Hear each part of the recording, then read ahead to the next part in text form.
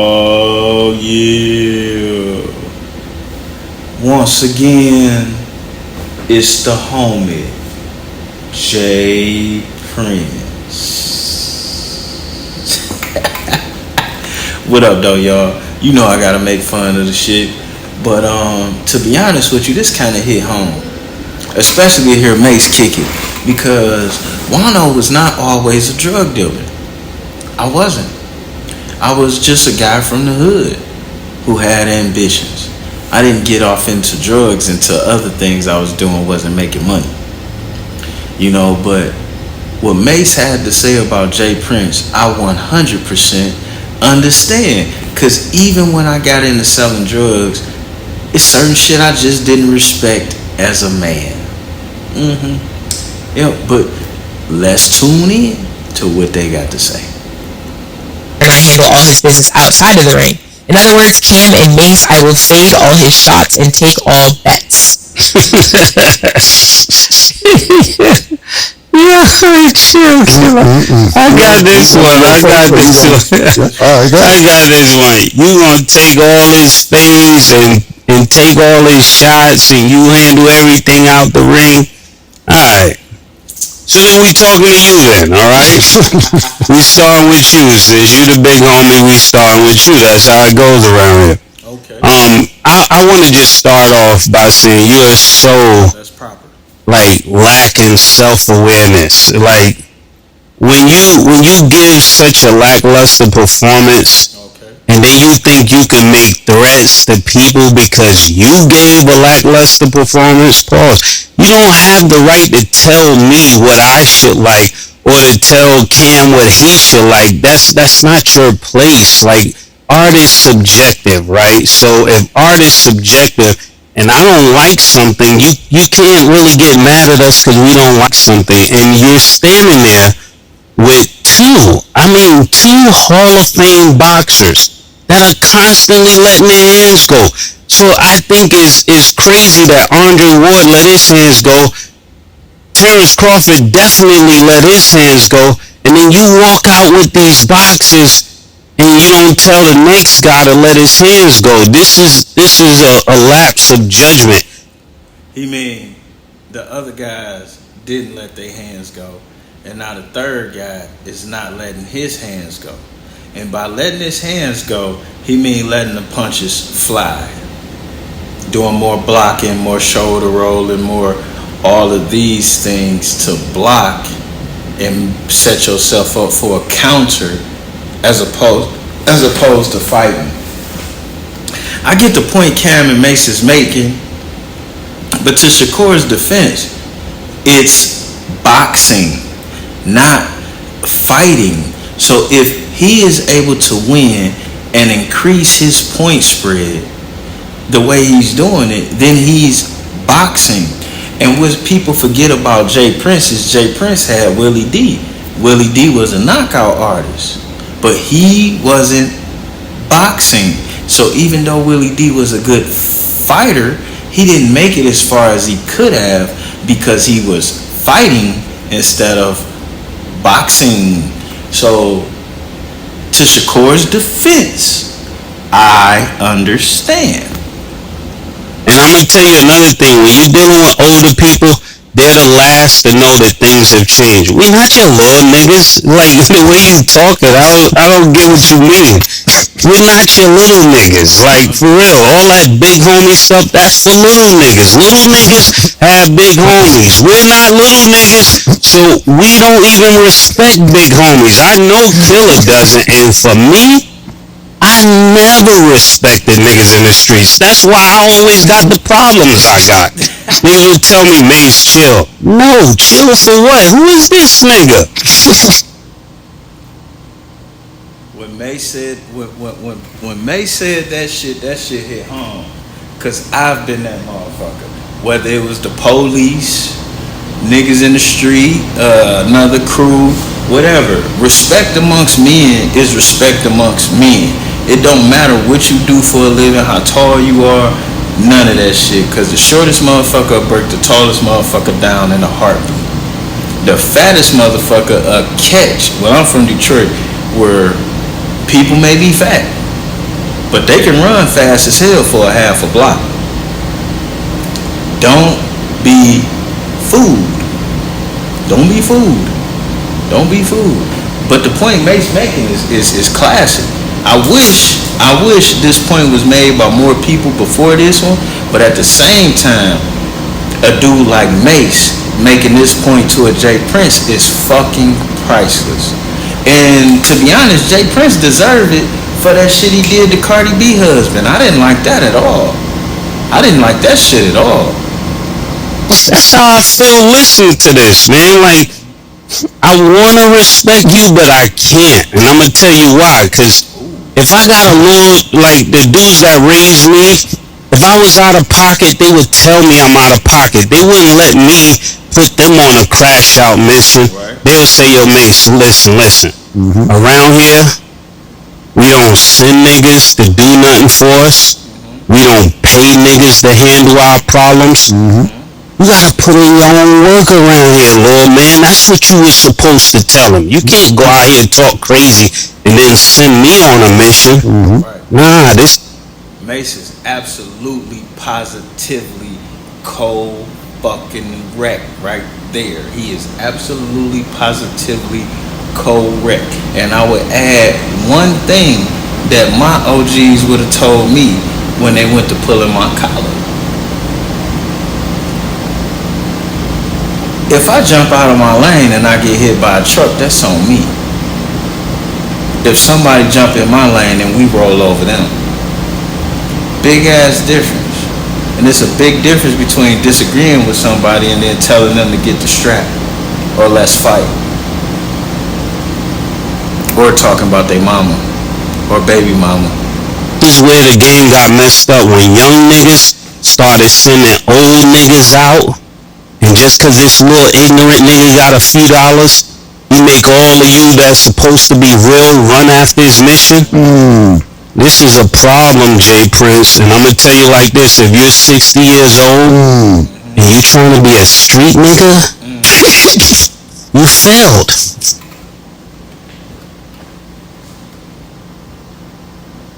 You failed. You absolutely correct. You failed. I'm telling you this. And I stand, my name is Mase. I stand by this message. See?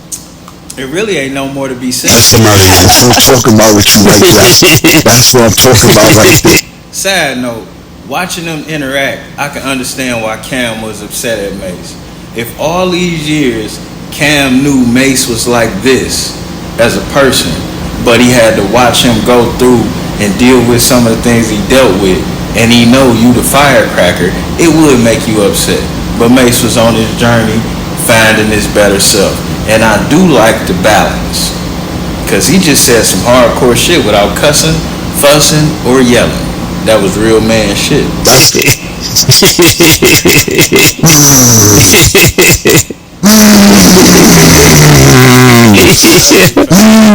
Can't be 60 years old still trying to be a street nigga. I know they just don't know you like that.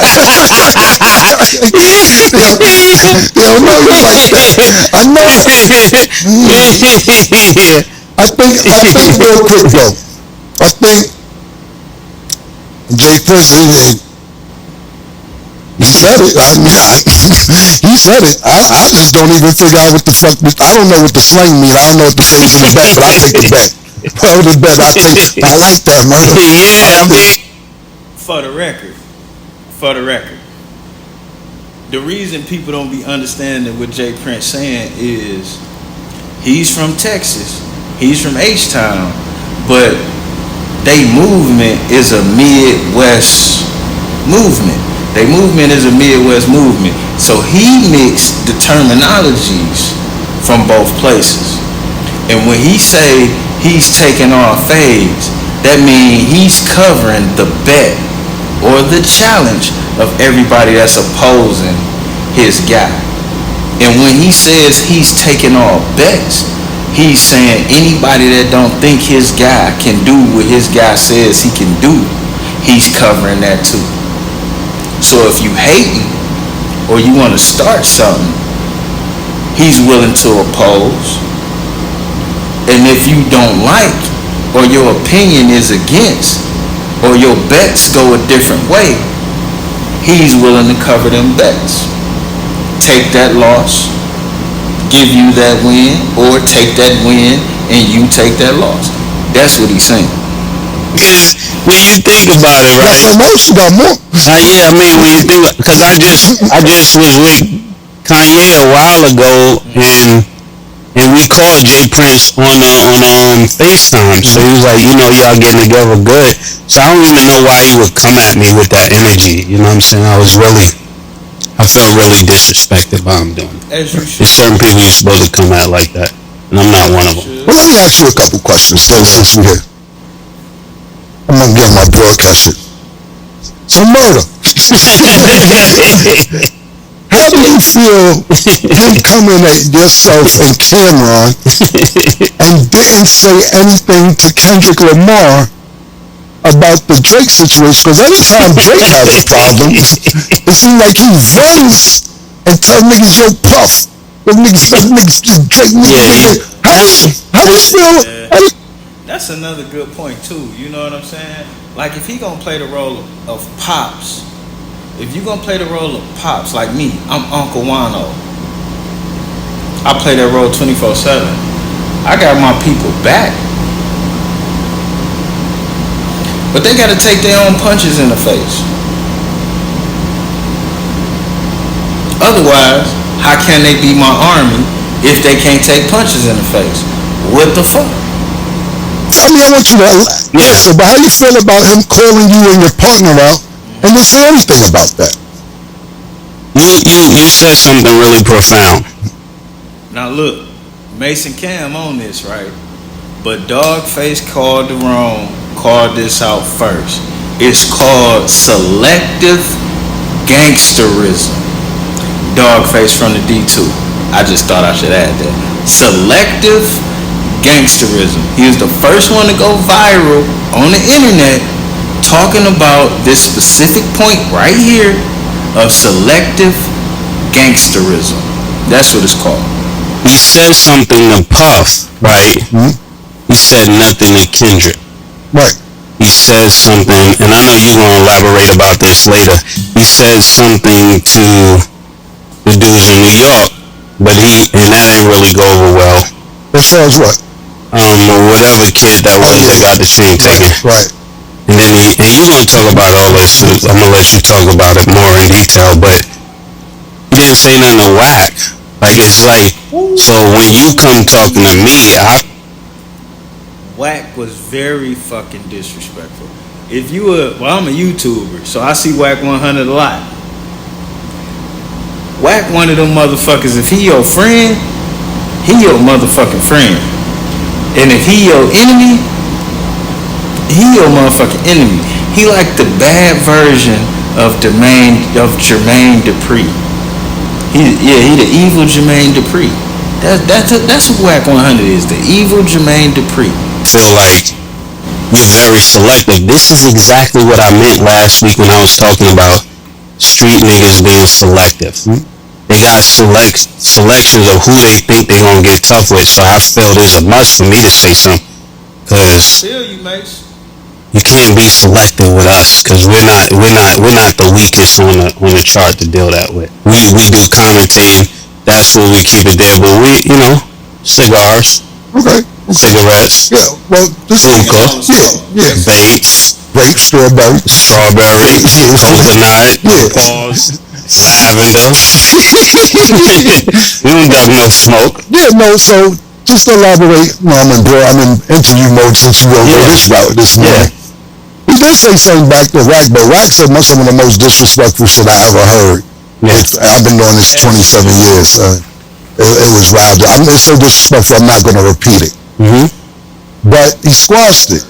After, like, for Whack would have said that, I mean, and I'm broadcast Cam right now. I don't know if it couldn't have been settled, but I can't be cool with you after you just said what you said. Yeah. Like, it was really bad. Matter of fact, this is what we're going to do. Okay. I'm going to interview. Now, Killer, tell me how you would really say it. All I should be going viral real quick, just so before I even get to the J Prince shit. All I should go viral, so niggas never see how this started. They only see how it began. Okay. I gotta stop it right here. And we ain't gon' you already know what Cam said. Fuck it. Finish. Play. So that for the people that's catching up on this who have no idea how this started, we gave our opinion of the fight. We said the shit was boring. All of us said it was boring. It's 100 niggas saying it's boring. But because our shit go viral, niggas think that they can keep talking to us. Shakur Stevenson told us to get the strap or strap up, or better yet, put the gloves on so he could fight us. We said what he said, and then he started going crazy. Everything was over with. Me personally, I'm sick of it before I even address the Jay Prince thing. I'm sick of it. I left it alone. We are not talking about a nigga this much before his fights or after his fights, and none of his fights. However many fights he had in his career. This is the most traction that this nigga ever got. And that's the end of the story right there. Of course, it was a little more said, but it ain't too much about it. Like, yo, take it as promotion. And, like, side note, because I am the mindless mentor, man, if people talking about you, you doing something. For example, in some instances, I'm risky, and in some instances, I'm conservative. You understand? When it comes to me acquiring property, I'm very fucking risky. When it comes to me investing in stocks, I'm very fucking conservative. You understand? So people who do business with me or know me from stocks see me being risky on real estate, and they got an opinion, and rightfully so. Their opinion is valid because they know me in a way, and vice versa. Now, if you know you got a plan that's gonna get you to the champ, to being the champ, and if I ain't mistaken, this nigga is undefeated, why the fuck are you listening to what anybody got to say and you undefeated? You making a mistake that I made. I made this mistake. Nigga, you the king. Who the fuck cares how you became the king? Other than people that's mad that you the king. What you need to be worried about is being the king. And I will use these niggas to make me a better king. But that's just me though. And we out. But in Juan-o's world, even the snakes got a purpose. The crabs too.